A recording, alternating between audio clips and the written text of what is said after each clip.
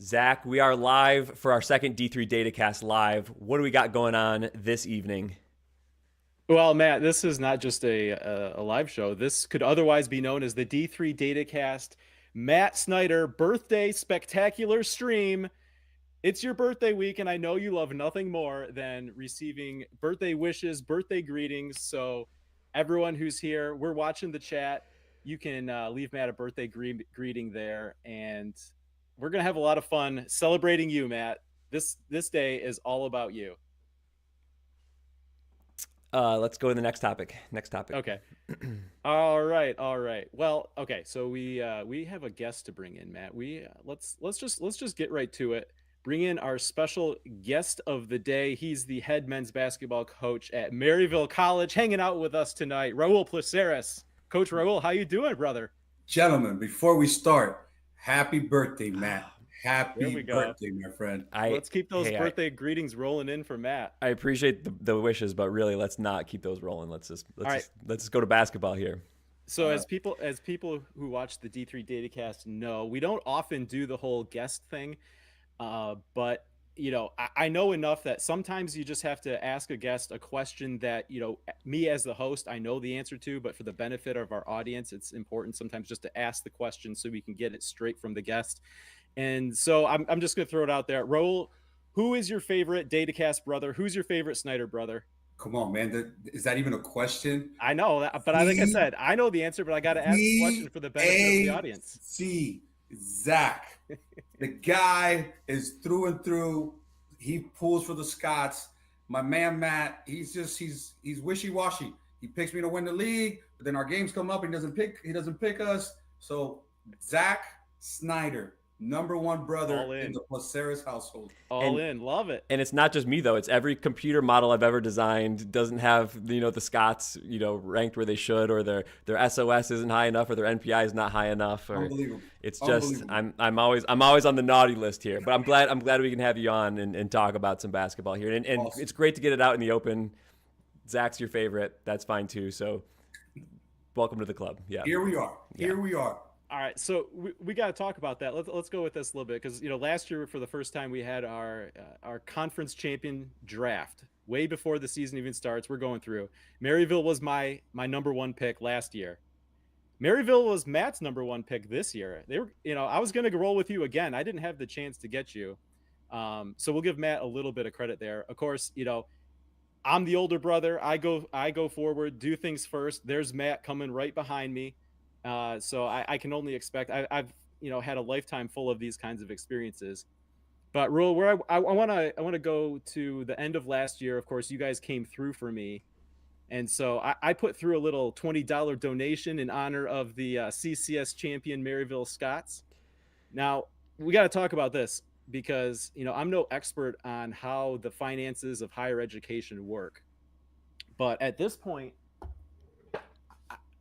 I feel like Maryville College has spent way more in mailing things to my house than that donation. So I hope that my significant contribution of $20 went straight into your budget, and all this mail I'm getting now is coming from somewhere else. So if the school goes bankrupt, you see that beautiful gym behind me right now? There you go. You were part of that contribution as well. You helped build that beautiful site right there. Well, I just feel like with all the mail I'm getting now that somehow Maryville College is in the negative on this donation that I've sent in. I'm getting a very nice Christmas letter from President Coker. I'm getting the magazine for alumni and friends of Maryville College.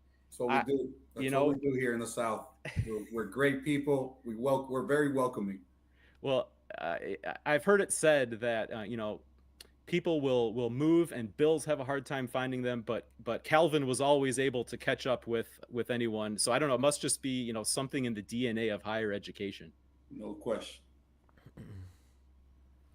All right, so let's talk about this season. You guys started with an exhibition at D1 Belmont, and I think that's just a really cool opportunity for you guys. And I feel like maybe we're seeing more of those type of games, but like, for you in that game, like how did that come about? As a D3, how do you get that kind of opportunity to get a D1 to say yes? Yeah, it's becoming harder and harder. For the last 3 years, we've played Sanford, MTSU, and now Belmont. and with like 6-7 minutes to go, it's a 2-possession game. The D1s are not going to want to continue to do that. Casey Alexander, their head coach, obviously it's a unique situation. Rick Byrd, the Hall of Fame coach at Belmont, started his career at Maryville College. So that's kind of how this all kind of, developed. And, Casey and I spoke, and they've been very successful for a very long time. And, for our levels in our state, we're one of the better programs. And so it made a lot of sense for an in-state game to happen. And but right after the game ended, he said, this will be the last time we play the Scots in any exhibition game, because, we were leading at the half. We played extremely well. And, it's a good thing for them, right? It probably woke them up and got them going. And, he probably used a lot of the film to make their guys better. But for us, it was a great experience. I try to do that for our guys. Like any young kid who grows up, you want to play on ESPN. And, we get that luxury on the ESPN Plus thing with having those exhibition games. So, my biggest thing is creating lifelong experiences for our guys. And for me, that's the start of the season. And, as long as any D1 wants to play us, we're going to continue to do that. Yeah, so you mentioned leading at the half, and that was cool, getting to just turn on ESPN Plus, seeing Maryville playing Belmont there. So you guys were leading at the half, and I really thought that Reed Kemp was the best player on the floor. D3 versus D1. The D3 side, it felt like, had the best player on the floor through that first half. Talk about Reed Kemp and, any other guys that you want to brag on. Yeah, man. We've been very fortunate to have some really elite scorers here in our program for many, many years. Reed is no different this year. He's a Division II transfer. We've had 6 Division I, Division II transfers here in the last 4 years. And so the portal has been really good to us. Reed came to us from Missouri Western. He's an in-state kid. He's a Franklin, Tennessee product. But he's eclipsed 1,000 points for his career. God willing, he'll be able to eclipse 1,000 points at Maryville in just 2 years. He was all region last year. He was the player of the year. I'm really proud of him because, right now I think he's either 4th or 5th in the country in scoring. He's also 4th and 5th in the country in 3-point percentage, shooting 50% from 3. He's getting everyone's best defense. He's the mark man on everyone's scouting report, and he delivers game in and game out. And there's something to be said for that, because that's extremely hard to do. And so it's a testament to his hard work, man. He's the first one in the gym, last one out. And those are just not coaching words. That's the true reality of it. But that was established by another young man who came before him, Miles Rasnick, who was an All-American, who's playing professionally now. We've had 3 pros in the last 3 years at our level, right? One's in Latvia, now in Miles, who played in Poland last year. Charlie Cochran, who was in our team a couple of years ago, played in Portugal. And then I had a point guard who played in Armenia. So, the reason I say that and I bring that is because a lot of kids, that's a dream of theirs. You can also do it at the Division III level. You just have to go, to the right programs that have the right, just visibility to be seen. And, but you can accomplish those dreams even at the Division III level. So for me, I'm really proud of that. And, other guys, I got a really good post player in Chase Morgan. He's averaging like 16 and 7 this year. He was all conference first team last year. And, unfortunately, we lost our second leading scorer this year in Jackson Garner, who was averaging about 17 points a game, top 20 3-point shooter in the country. I had 2 of the top 20 3-point shooters in the country on one team. So, but man, we've got like any other team, and I can sit here and talk about all of our guys. Our point guard, Javi Rosell, has been really sharp. Freshman, I've had Kyle Cloninger, who's been freshman of the week 7 times this year, which is a record in the league. And more than likely has a really good chance to be freshman of the year. And Jamal Ware, another freshman. Man, I can go on and on. Man, I love my guys, so I can talk about my guys all day long for sure. You had talked about creating like big lifelong experiences, and I think that's really important at the Division III level. I think there's certain programs that really it's college basketball, right? It can be big time experiences at the Division III level. Is that one of your goals, like your biggest goal in those D1 exhibition type games? Is that about quality of competition, or is that about crafting a great experience for the team and the players through that? Yeah, I think both. Really challenging our guys. You want to play the best of the best. And that's one thing that we've tried to do as a program the last 5 years. I've tried to play the best teams in the country. And if you look at our schedule, we're talking about Randolph-Macon, Keene State, Rowan, Mount Union, Wabash, Gettysburg this year, Eclair. I can go on, Susquehanna, Roanoke. I've just mentioned Emory. Like, we've played Yeah. everybody. Yeah. And to me, that also gives us an opportunity to go across the country. We've played at the Vegas D3 Hoops Vegas Shootout. We've done the Daytona one. We've done the Great Lakes. Yeah. We're getting invited to the Great Lakes again next year in Pittsburgh. I'm going to Illinois Wesleyan. I'm going to play Bob one-on-one. I promise you guys that I will not let him score. No. I will stunk him 11-0 if we go up to 11. Yeah. But just to name a little bit. And then we're also going to Emory, so like think about those 3 tournaments next year, are big time tournaments. And that's what I've been trying to do. Put our program, which has always been on a national scale. Coach Lambert, who was a Hall of Famer coach for us, was here for 39 years, put us on the map. And we want to continue to build on, the legacy he left as a coach and hopefully be better than that as in my tenure here. All right, you mentioned the legacy. That's a good segue because I wanted to talk about a couple years, your playing days at Maryville, the 2004 and 2005 NCAA tournaments. You were a Sweet 16 team in 2004 and a second round team in 2005. And as I was going back and looking at the brackets, I was like, we got to talk about this because those were some formative years for us as Calvin basketball fans. And I didn't realize how close in that bracket our paths almost crossed back in those days. Man. So 2004, Calvin lost a first round game to John Carroll, who eventually then knocked you guys out in the Sweet 16 on their way to a Final Four. And then the next year, we watched a Sweet 16 game that Calvin got to after beating Wheaton on the road and then Aurora on the road. They played a Sweet 16 game against Mississippi College, who had just beaten Maryville the week before. So we were a 6-point, I believe it was a 6-point loss to Mississippi College away from getting 2005 Sweet 16 game, point guard Raul Placeres against Calvin at Albion. Man, I'll tell you what, those were great memories, but it stings, and I'm going to tell you why. We were a possession away in the Sweet 16 game, which this is another interesting fact. You know who the starting point guard on that John Carroll team was? Coach Moran, who's currently their head coach. Okay. So we went up against one another. Now I gave him the business if we're gonna go into the box score there. I think I had 16 and some assists that day in the Sweet 16 game. But we were a possession short. I flicked the ball from behind their 4-man, who was a really good 4-man, and their guy cuts in with a second left, and we foul him and one. And and they end up going to the Elite Eight. How about this? Against Illinois Wesleyan in 04. A good friend of yours and ours, Mr. Bob Quillman's team.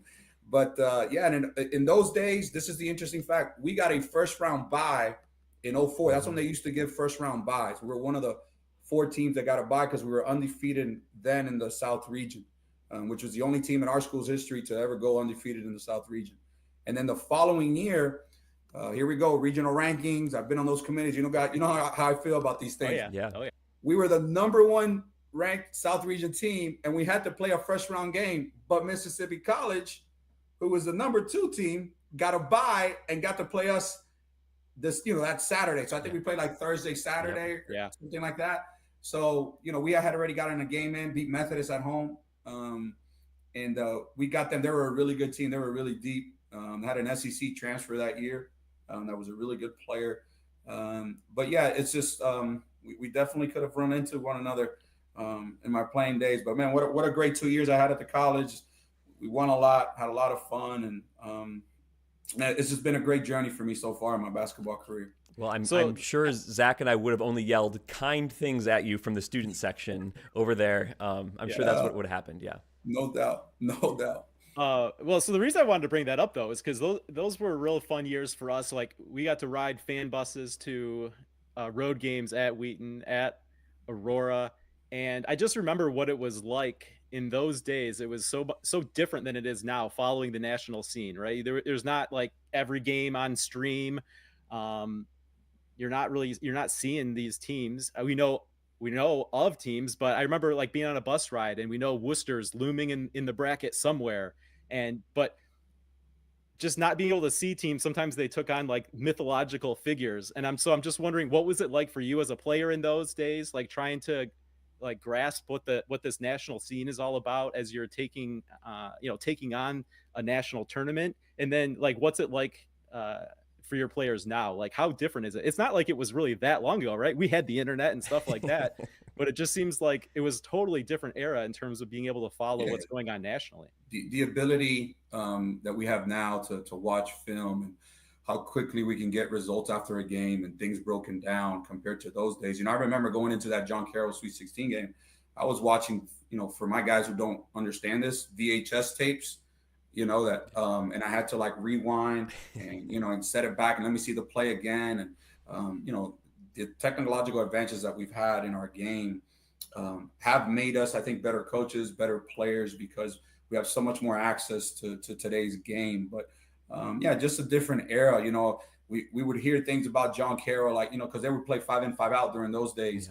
Yeah. And, how daunting that was. And, you created this thing in your mind. We're about to go up against these guys. And, and like you're saying, right, like, you would hear about great players during that era. And, I just remember being recruited. I don't know if you guys remember a guy, Horace Jenkins, who played at William Patterson, was and ended up going to the NBA. Former Piston. Yeah, we saw him here. Yeah, Coach Cassidy at Rowan recruited me out of high school, and he sent me a VHS saying, "Hey, this is the type of caliber players we're playing against in our league."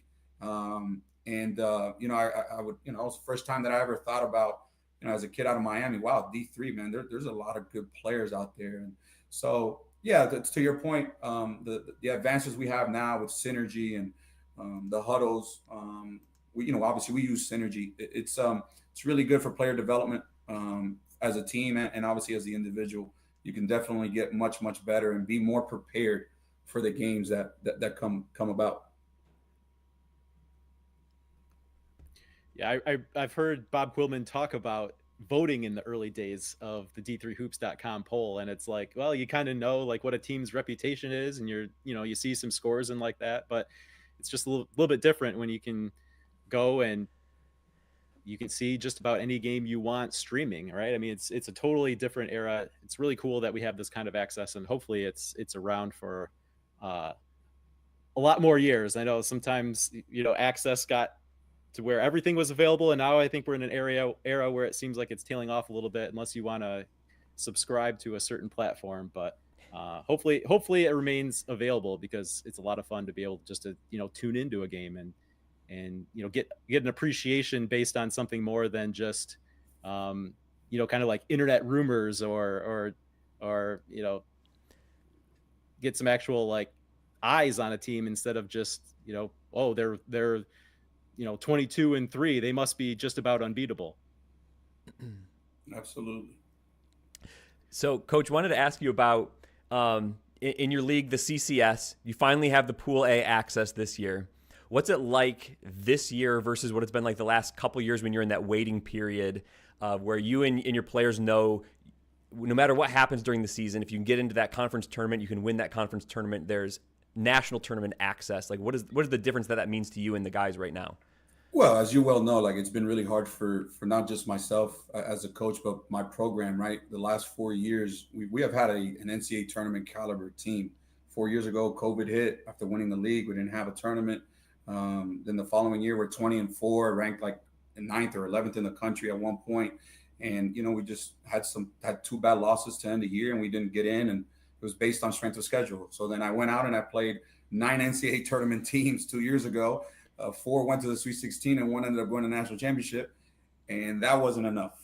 So then we end up winning 10 games in a row that year. So then last year we go 22-5, win 14 in a row to end the year, and we still can't get in. And I get it.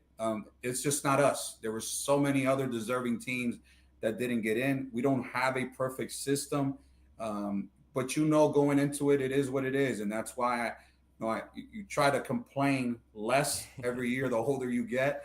The MPI system, I think now is much better. It gives you a clearer idea of what's going on.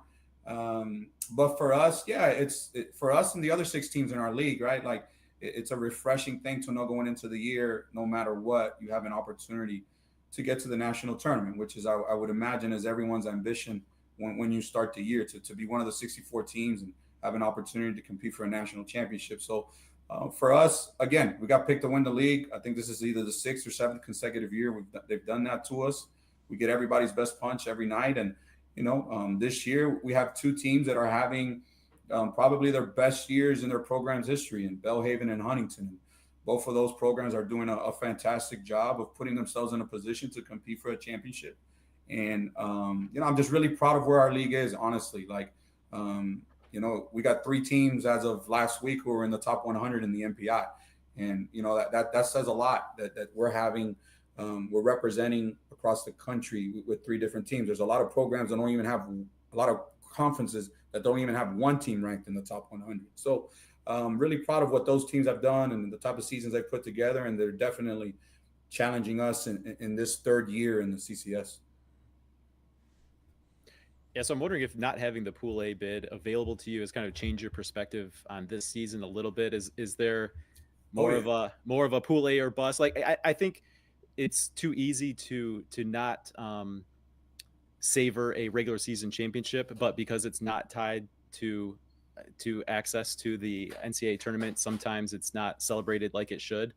But I'm wondering if like you have a little bit of the opposite, given your experience the last couple of years, where I'm sure you would love to win the regular season title, and that would help you as the number 1 seed to win that conference tournament title. But do you feel like you have even more focus on winning that conference tournament title just to make sure you get that Pool A bid? Absolutely. I think that's a great question. It's something that I actually had to remind myself this year.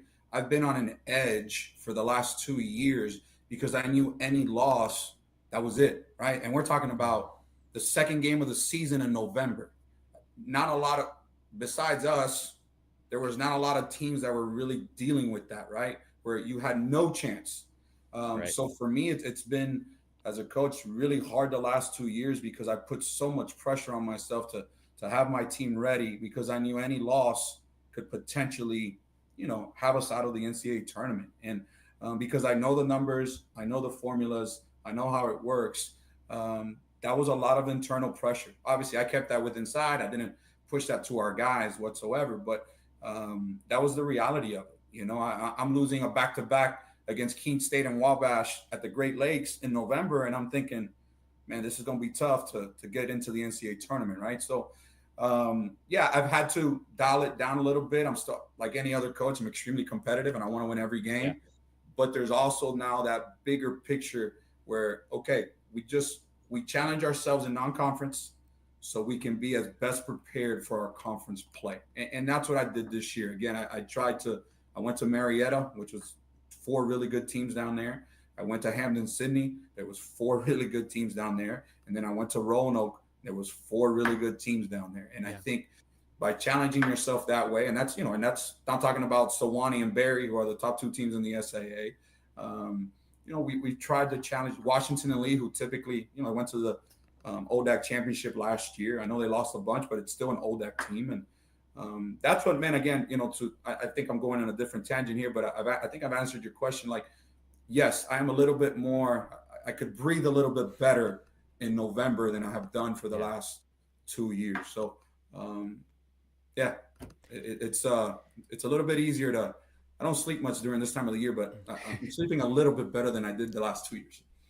You just mentioned a couple of teams from the SAA, and it's been announced that you guys are going to be moving to the SAA in a couple of years. I think you'll have 1 more year in the CCS and then a move to the SAA. Have you started thinking about that at all? How's that going to change the dynamic for you and your program? What do you look forward to, I guess, as that move happens? Well, the different dynamic for us, I think they're very similar teams in regards to proximity. Like, the LaGranges and Piedmonts are in Georgia. Well, I have Barry and Oglethorpe in Georgia, right? Like, the only thing that changes is the flights now to Southwestern and Trinity, Texas. Bringing in a program with Trinity, Texas prestige on the national scale too. Like, they've been a really good program for a long time.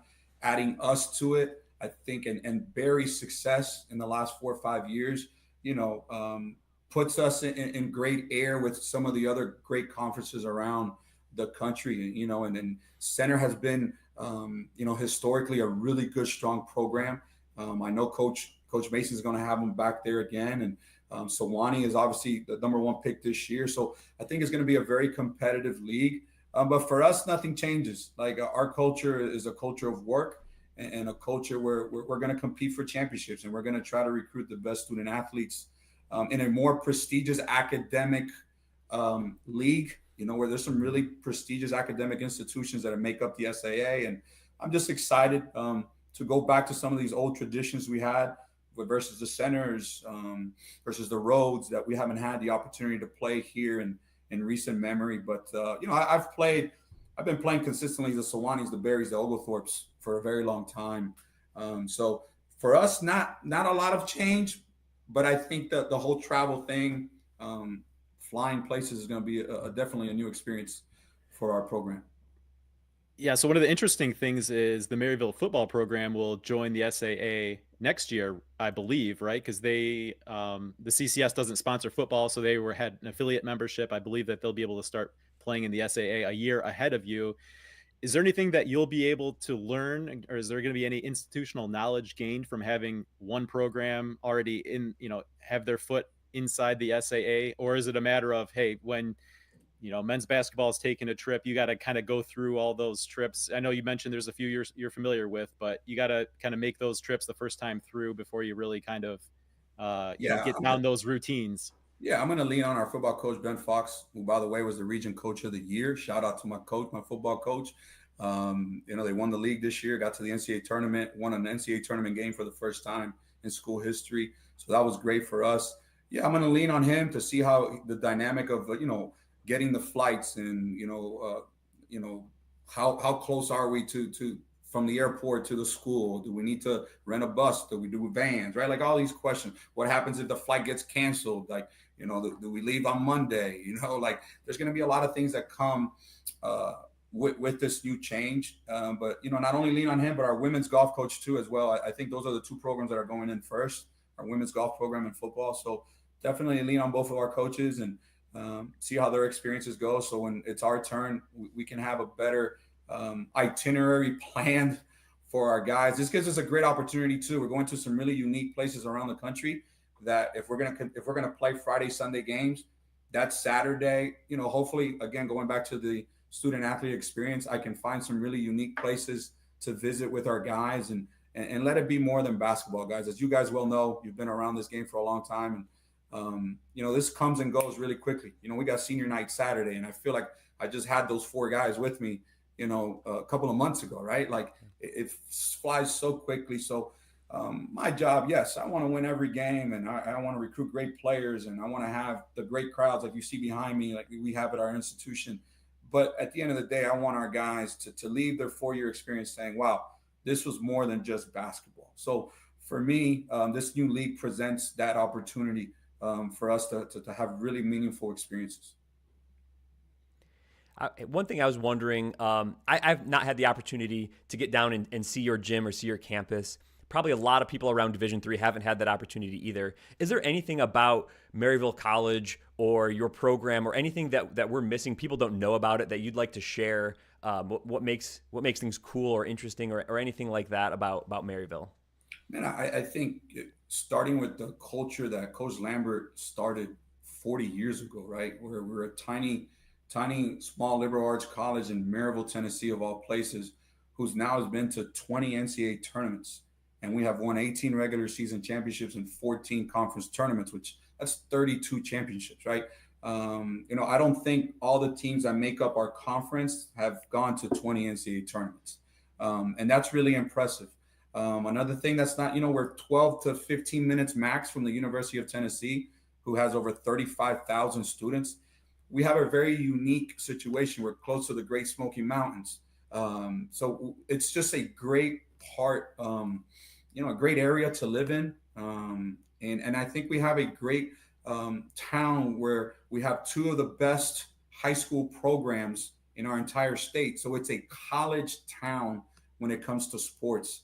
And, with the success of the University of Tennessee in basically every sport, you have very unique and great experiences as a student athlete, on Saturdays when we're not doing anything, in preseason. You get to go to Neyland with 100,000 fans and watch SEC games. And so for us, for a student athlete, it's you get the small school feel with us, in our environment, but then you get the big time school experience 12 minutes down the road. So it gives us a great advantage, I think, in recruiting. And it's a great place to not only get an education, but obviously play sports. Well, good luck the rest of the way. Thanks for stopping by, hanging out with us. We had a good time, and we'll have to get together again sometime soon. All right. Hey, I appreciate you guys' time. And again, Matt, if you pick us a little more, okay, we can revisit this Zach better than Matt deal here. But hey, one last thing before I go. From the bottom of my heart, I really appreciate everything that you guys are doing for our level of basketball. It means a lot to us. I live and breathe this just like many of my colleagues that do this for a living at our level. I only watch D3. People ask me, hey, how's this Alabama, Tennessee? I don't know. I know how Emory's doing. I know how Randolph-Macon is doing. And you guys, thank you so much, because you guys have full-time jobs as well, for putting in the time, creating the website, giving us a better idea of what the NPAI is, how we can get into the tournament. And it just makes it so much more fun for us. You're our game day, right? You're our ESPN game day. So for us, man, from our program, and I know I speak for a lot of us other coaches, thank you so much to you guys, Ryan with Great Lakes, Bob with what he does. There's so many of you guys that are really maximizing our level, and I'm just very grateful and very thankful for what you guys are doing. Yeah, it's what people like you are doing who make it possible for us to do what we do. So thank you from us, and we love doing it. And exactly, we're glad to have you as a friend of the program. Appreciate you. All right, have a good night. Thanks, Coach. See ya. See ya. All right, Matt, that was fun. Let's talk a little bit about a mailbag here. Live show, okay. We got the chat going. If anyone wants to jump in the chat, turn this into a little bit of a mailbag, we can. We're happy to make this a little interactive. But we did have one thing that Drew Latrenta wanted us to talk about. And Drew said, I'm just going to read it. Is it bad I miss checking the old SOS calculation right now? I wish there was hard SOS to check to know where teams stand. Massey is messy with counting D1, exhibitions, etc. Where to look for good old SOS right now? I mean this in a very, very kind way, but yes, it is bad that you miss looking at the old SOS. I know it was kind of like a clean number, and we got to the point where we learned sort of what it meant, but I have thought for a long time that it was kind of a bad SOS number. It didn't really paint a super accurate picture of what strengths of schedule were. We were able to sort of contextualize what it was going to mean in like a regional ranking sense, but I don't think it really, more than like a directional nature, I think it was maybe fine, but it didn't really accurately capture who had the best schedules. Right. I think I come at this from two different perspectives. One, in terms of the actual old SOS, and I think you're very right. It was a convenient way to turn strength of schedule into a particular number that may or may not have been all that valid in terms of differentiating actual strength of schedules. But to Drew's point, this time of year, whether you're looking at current or you did a really good job of projecting SOS towards like what it would project to be at the end of the year. And we got to a point where we would know, oh, this team has a strength of schedule problem under the old criteria. And so there is something to be said for being able to size up the landscape based on, oh, you know, this team just doesn't have an SOS to compete, or, hey, yeah, this team looks like they'll have a really good SOS. So as long as they can win enough games, they'll be good. So there is a certain convenience that gave us that we're missing now, but I don't know that was necessarily a positive. Yeah, it wasn't the right way to, I mean, the old system was good for what it was, but it wasn't the right tool set, I think, for the committees to use at the end of the day. I think it was started to outlive its usefulness. For strength of schedules now, if you go to D3Datacast.com and you go to the efficiency ratings, there are two different versions of strength of schedule and a version of a non-conference strength of schedule that I think are more valid to use, and it gives a team's strength rating and then like what the rank is. So there's a strength of schedule efficiency margin, so it's the average rating of opponents, And then there's one called Win 50, and that's more of like the median value of opponents. So the difference between those two would be maybe you played a more top-heavy versus a balanced schedule, and the differences between those two strengths of schedule would maybe indicate that a little bit. The non-conference strength of the schedule version is more of an average efficiency margin for just teams that are not inside of your conference. So I think those, for just the Division III games on a team's schedule, I think that is a good strength of schedule. Obviously, that's not what NPI is using. I've thought about adding the ONPI line to our NPI rating, so I could get that to show like what is a team's average opponent's NPI in the system that the NPI is using, and that might be something interesting. We just didn't want to make that page too cluttered. And I think now the NCAA dashboards are out, and I don't think they show the ONPI either. It's inside of the formula, but they don't break that out. But we could maybe show that in the future on D3Datacast.com if there's a lot of interest. It wouldn't be too hard. All right, Matt, do we need to take a break, or are you ready to get right into our bubble watch talk? I think let's just roll right through it. All right, let's do that. Okay. If you are ready, let's pull that up. Of course, on Monday's show, we took a look at what we've started as a bubble watch, right? And so we grouped teams into locks and near locks, teams that were looking solid, teams that were what we were calling bubble in, bubble out, and then probably out. And all those were based on the percentage time that when they needed an at-large bid, they received one in over the course of 1,000 simulations through the rest of the season, right? Yep. So every time games played, that changes because we've got a little bit more water under the bridge. So that decreases the amount that needs to be simulated because we've got more games that have already taken place, right? So Matt, you ran a new set of simulations through Wednesday's game. Mm-hmm. So most teams have played either 0 or 1 game since those simulations were run for our episode, and now we have updated numbers here. So on the screen, I have a view. I'll scroll to the side for those watching when we get to the other buckets. But so in the locks and near locks, there's a lot of teams that are the same there, the 100% teams. A team that is now into that mix is Christopher Newport. Last week they were they're 98%, and now they're showing as 100%.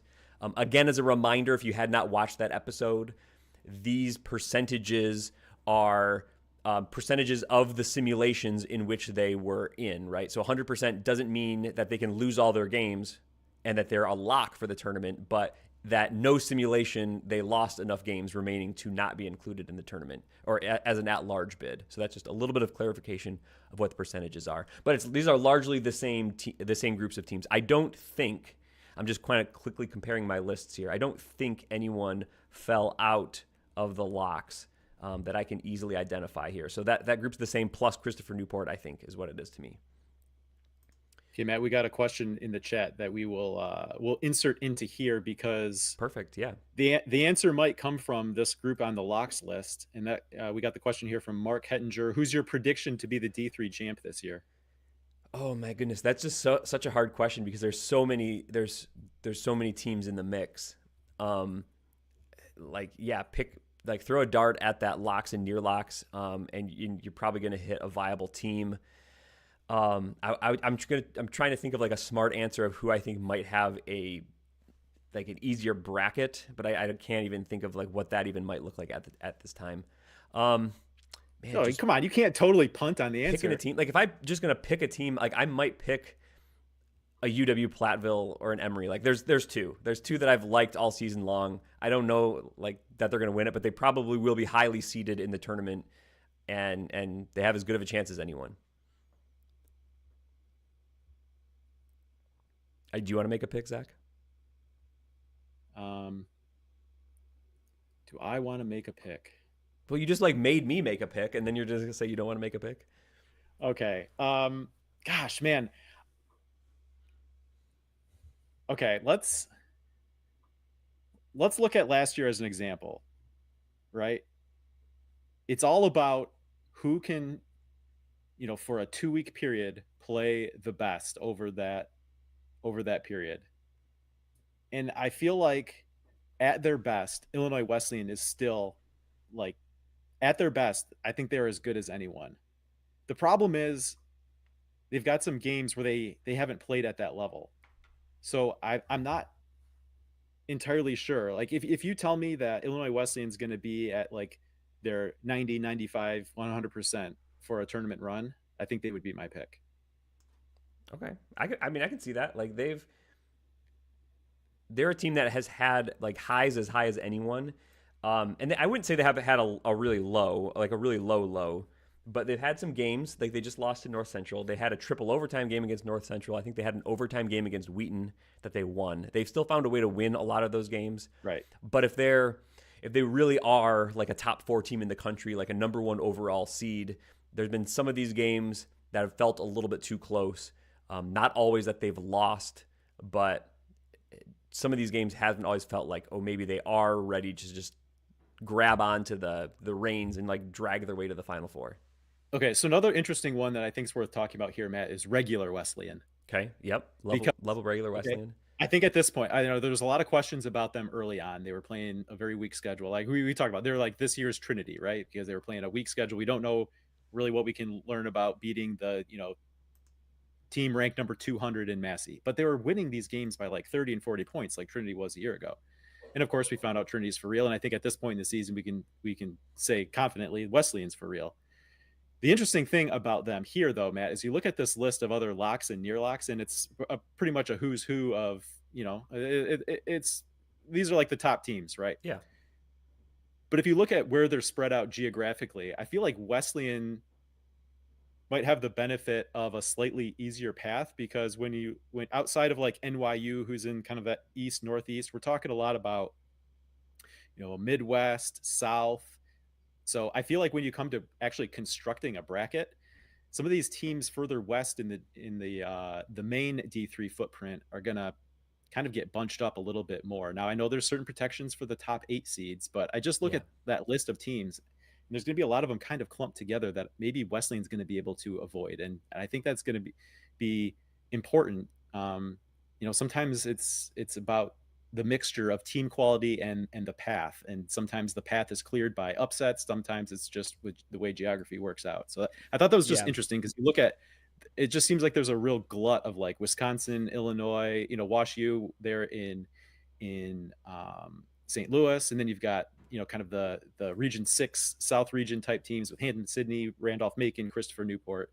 And then the other NESCACs on the list, though, I mean, Wesleyan's already beaten them, right? They've already beaten Tufts. They've already beaten Trinity.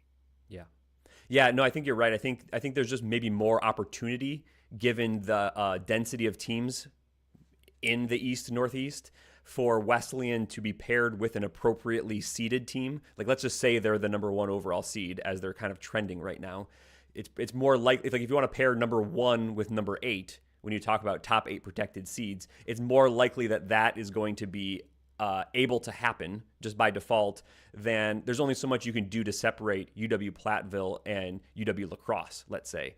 It just might happen if they're in a top 4 and then in a second 4, pretty good chance that they're going to be in the same quadrant almost regardless of where the seeding is. It could be number 2 and number 5, and maybe they're just going to have to be in the same quadrant. Maybe there's a little bit you can do there with Wash U if they're in the mix, or an Illinois Wesleyan as well. But it's not the same level of team density, so there's not the same you don't have the ability to as appropriately seed those quadrants or regions as you might with the Wesleyan. So I can see that. I can buy that. All right, let's go on to the next bucket, Matt. The teams that the projections see as solid, right? They're getting in when they need a Pool C bid 75 to 99% of the time. Yeah, an interesting one here is that on the solid list, you no longer see Trine. When we recorded this episode last week, they were, on Sunday for Monday release, they were about 87% likely to get a Pool C should they need it. They took a loss on Wednesday against Hope. They're now down to, what do we have on the screen here, 56%, and they're in the bubble-in bucket next. So they're no longer here. I think other than that, teams are largely in the same range. Wisconsin Lutheran did take a few percentage point hit. They had a pretty close game against Dominican on, I think that was Wednesday night. if I recall. Maybe it was Tuesday, but I think it was Wednesday. But their like maybe 5 percentage point hit that they've taken is more about team strength. So now my computer, the efficiency ratings that this is all based on, doesn't see them as quite as strong as it saw them 4 days ago. And so now there's maybe more opportunity for them to drop a game in the future than the computer thought there was on Sunday night.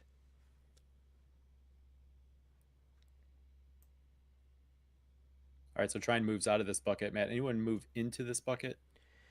Into the bucket, I didn't compare that necessarily. I don't think anyone else moved into the bucket. I think the only movement was Trine out of the bucket. And as I say that, I don't think that's correct. There seems to be a mismatch here. Oh, no, also we talked about Christopher Newport moving out because they moved up a bucket. So I think those are the two movements there. All right, and seems to be there's maybe a little bit of stratification going where there's some teams kind of on the verge of moving themselves into that next one. We got Stockton showing up at 98.7, WPI 97.5, St. John's 97.1. Yeah, and there's gonna be some fluctuation between.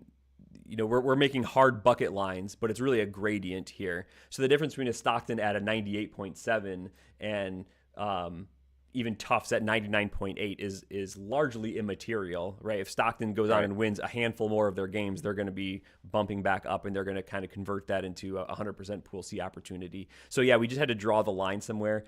We might see a couple of teams even just flip at the top, just based even on like simulation randomness. Like it could happen. You could get a point that you're close enough to that. So some of that type of thing will go on here. It's not all about like actual movement in the picture around you, but sometimes it is.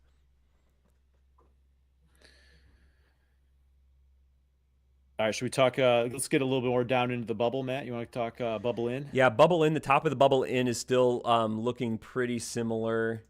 Let me get to my screen here. We have currently TCNJ up at the top. They went up about 8 percentage points this week. So I actually do not have the my memory of the NJAC. I think they did win. I'm assuming they did if they went up 8 percentage points. Roanoke also went up a bunch of percentage points. And some of these might even not. We talk a lot about NPI, how anytime any game happens, the whole thing gets recalculated. So even I was paying attention to CCIW results because there was a lot of close games. We mentioned how Illinois Wesleyan lost to North Central. North Park also lost a game to Wheaton. They were a team that was in kind of that bubble mix. But if a team anywhere on this bubble takes a loss and maybe falls further down, then anyone else on the bubble might solidify their position, even if they don't have a result, a win or a loss. It might just be someone else. I don't want to say exiting the picture, but anyone else's odds decreasing, that those percentage points get divvied up among other people. So there is some movement in there just from that direction as well. I think I was looking at my wrong screen. That's why I didn't see any teams moving pictures. But Anderson was bubble in, and now they are looking more solid. So they did have a movement, but that was only 4 percentage points. It just moved them above kind of our bucket line. Carthage did get a win on Wednesday, but their percentages didn't really change. They're 63% about in both positions, so that didn't change too much. Redlands is looking pretty strong. They moved from bubble out to bubble in. Again, that's probably less than 10 percentage points difference for Redlands, or maybe about 10 percentage points different for Redlands, but they did move up in the picture a little bit. Well, it may not be a big percentage move for Redlands, Matt, but it does cross that 50% mark where, under the simulations where they needed a Pool C bid, they went from getting it less than half the time to more than half of the time. But Matt, in the bubble in category, I think the one that I wanted to talk about was we had Gettysburg and Johns Hopkins were right next to each other when we did the show Sunday night, for Monday. They played each other Wednesday. Johns Hopkins got the win, so they really got a boost here. But in terms of Pool C odds, based on the simulations, Gettysburg didn't actually drop much, but Johns Hopkins definitely saw a boost after that head-to-head win over Gettysburg. Yeah, Johns Hopkins obviously converting that 50-50 sort of game into 100-0, that helps. Yeah, it is interesting that Gettysburg didn't fall out that much. Probably a couple of factors that go into that. One is like those losses, like maybe like a North Park. They were in a range where they were maybe in the bubble. They were probably bubble out, but they fell a little bit. So Gettysburg maybe got a slight boost from that.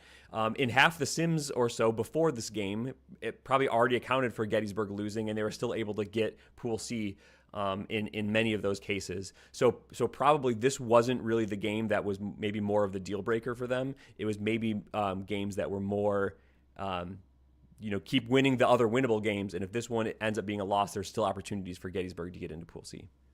Well, and Ramapo beating Montclair State. Montclair was another team that is maybe kind of in this range, and that, them taking a loss also maybe keeps Gettysburg from having a bigger drop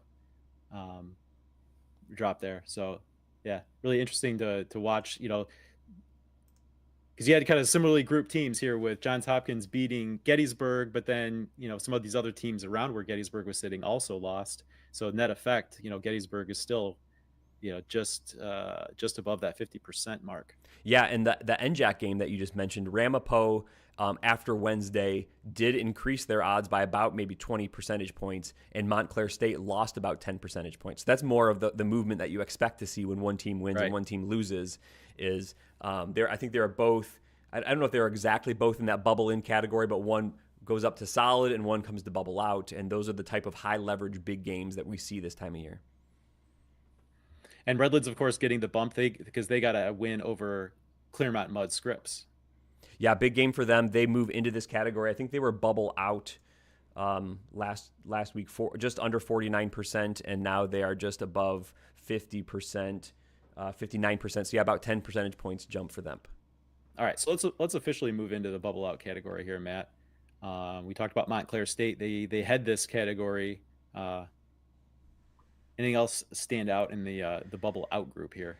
I'm kind of just getting interested in how thin it is. It was already a thinner category on Sunday night when we recorded, but I think that's even thinner now. It's just 5 teams. Like we already mentioned, North Park several times kind of fell out of this category. Montclair State stays in, but they went down about 10 percentage points or so. Gustavus Adolphus about where they were before. Nebraska Wesleyan about where they were before. Pitt Bradford and Calvin also kind of within a few percentage points of where they were before. I think as we talked about on the episode, a lot of teams that find themselves in this position might be starting to walk a narrow road where you basically have to keep winning most or all of your games to stay on this path. And yes, if you win those games, that does then make the rest of your path more likely to happen. But if you win a game that you're really supposed to, like Calvin played Alma, that was like a 90-something% chance game for them. Winning that game on Wednesday then doesn't really change the odds because in most of the simulations they had already won that game. So these teams are maybe winning the games that they need to win to stay in the mix more than getting opportunities to win games to really propel themselves up in the mix, if that's a thing that makes sense. Yeah, I think so. Yeah, so in the show Monday morning, it was a 7-team group. Redlands moves up, North Park moves out and moves back, and then you got the other 5 sitting there. Matt, it might just be a function of where these cut lines are set too, because you go back, Stevens Point just at a little over 50%, Gettysburg just a little over 50%. So if we move into the probably out category where these teams are getting Pool C bids in less than 25% of the simulations, we're seeing, a 22.4, a 20%, right? So it's just kind of like, for whatever reason, this 25 to 50 group is currently pretty bare, but on either side of that bracket, you've got a few more teams just like ready to make a move. It seems like one way or the other. Yeah, and it could get crowded in there, right? If a team like Franklin and Marshall wins a big Centennial game, you could see that their odds taking a jump and getting into that next group bucket there. Chatham, if they keep converting wins in the pack. John Carroll did take a loss to Marietta within the past week, but they've been relatively on track in the OAC, and they gained about 10 percentage points for their game on Wednesday. So some of these teams these roads are probably even narrower, so every win that they convert are probably like direct percentage point gains in simulations. And so we might, it'll be interesting to see. Like, we haven't really tracked this, and with NPI, in any previous year because we haven't had it before. So it'll be interesting to see like how these buckets, at least as we've defined them, continue to shape up. If they're the right way to break it down, or if different buckets will kind of emerge, and how these will look in the weeks leading up to conference championship or conference tournaments and championship week. And I think that we're probably part of it is just we're far enough out where there's just a wide range of possibilities.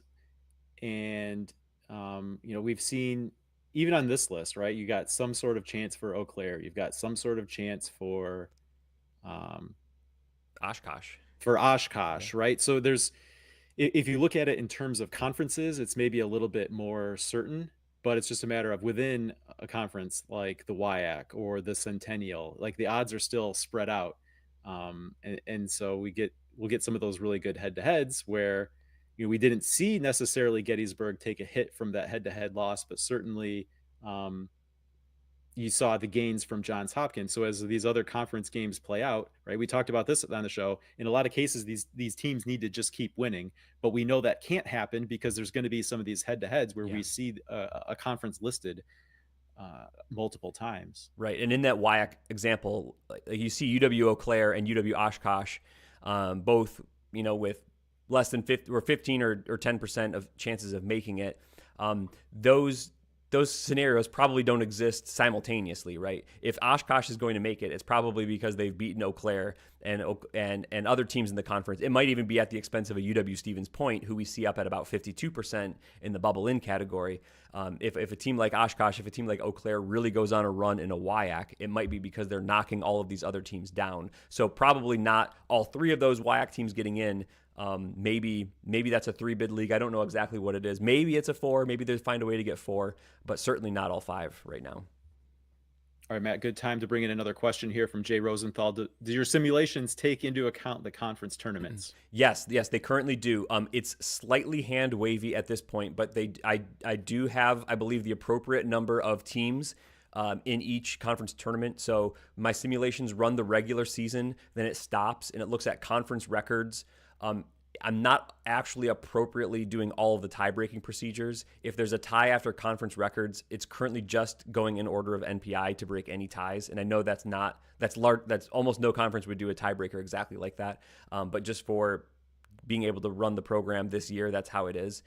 So it then seeds that conference tournament that way, runs the conference tournament, assigns a Pool A winner for who wins the conference tournament, and then it figures out the end of season NPI for the whole country, and then selects the top 21 at-large candidates based on that. So then that's one simulation. Then it resets itself, runs the whole regular season again, and it does that whole thing 1,000 times and figures out, okay, how many times was a Roanoke the Pool A? How many times was Roanoke the Pool C? How many times were they completely out of the tournament? And that's how it puts these odds together. And again, what you're seeing on the screen is just the Pool C odds given that they did not win a Pool A. So a bunch of these teams will win their Pool A, their automatic bid through the conference tournament, and then it doesn't matter what their Pool C odds would have been. But if they're not there, then these are how often that specific team then was selected into the tournament via at-large bids, or what we call Pool C in Division III. Let's talk about a little bit of a rooting guide, if we could, Matt. This is something that we've started talking about because we ourselves are fans of a team who's on the bubble at the moment. And so in some cases, what else happens around the country is going to matter a great deal for some of these bubble teams.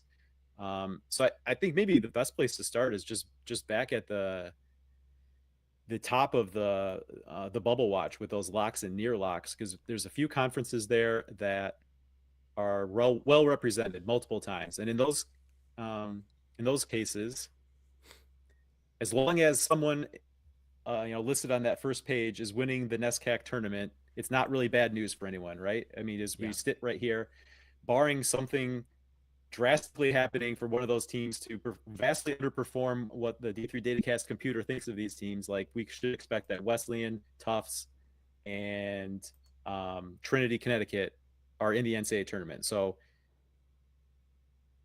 any one of those three winning the NESCAC conference tournament is fine as far as the bubble goes. And that's going to be true of, in the UAA, they don't have a conference tournament, but The regular season will play out, and as long as NYU, Emory, or WashU wins the UAA, like that's going to be fine for anyone on the bubble. Any other just kind of high level like bubble watch type stuff that you think it's worth pointing out right now? Because in a lot of cases, it's like, you know, anyone that's on the bubble, you just need to win, and in some cases, it's just win out and you'll be fine, and it doesn't really matter what else happens around the country, and it doesn't matter. You know, if you do take a loss, it doesn't matter because you're just going to be out. Yeah, definitely when it comes to conference tournaments, you are happy for the favorites to win games. And I think that's going to be largely true even just down the stretch. So I'm pretty sure if you're a bubble team, you're perfectly happy with all of these teams listed in the locks and near locks, and probably the solid teams getting wins in their conference because they're already probably getting in. So if they especially if they have other bubble teams in their conference, just getting those other teams extra losses is probably fine. So if you're a bubble team enjoyer, then you probably are rooting for Illinois Wesleyan to take down Carthage in the CCIW. You want Carthage to take a loss and not continue to muddy up your picture. If you're on the bubble team, you want La Crosse and Platteville to beat the Oshkoshes and the Eau Claires of the world to not let them to get back into the mix. So that's true for conference tournaments. You want them to win their conference, but I think even just for stretch run games, that's a big deal too. No matter, I know it's sometimes fun to root for underdogs in different conferences, and big upsets are always fun. But if you're on the bubble, upsets are never fun, so don't root for that. I think the other thing that's really important is for conferences who have teams that are in pretty good position. I'm just going to call out Anderson and the HCAC here. They're looking like they're building themselves a good Pool C resume based on NPI, but no one else in the HCAC is at that point with their NPI. So if they get up, this is just for conference tournaments, if they get upset or if they do not win, there's maybe a couple other teams that my computer efficiency ratings sees as like maybe in range of them that will play competitive games. So like if a Franklin or someone won the Pool A in the HCAC, that could be bad for a bubble team because that will probably turn the HCAC into a 2-bid league rather than just one. That'd be more like a true bid thief scenario, and you want to avoid that. So you want to avoid that. You don't want you really just want Pitt Bradford to win the AMCC. You don't want to put that into a mix of being a 2-bid league.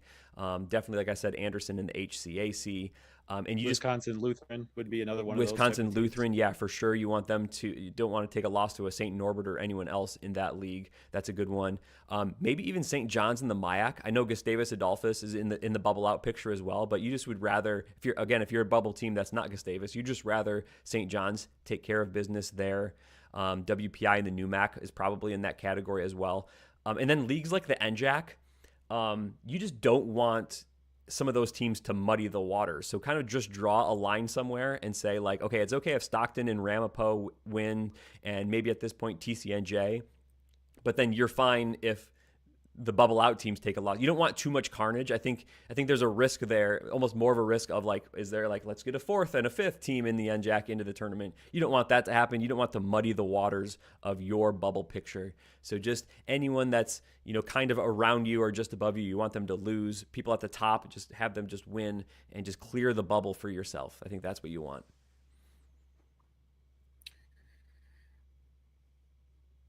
It'll be fun to keep watching. Matt, why don't you remind everyone where they can find updated projections, updated bubble watch throughout the week? Yeah, if you want to go to D3Datacast.com and you go to the top link bar, there's the NPI page, and that's the live data, the data that's usually updated every morning. And then there's a link for MBB, men's basketball projections, and that's where I run this kind of bubble watch picture and then a little bit more of a detailed view that breaks down like Pool A odds and top 8% odds for each team. So you can find that there.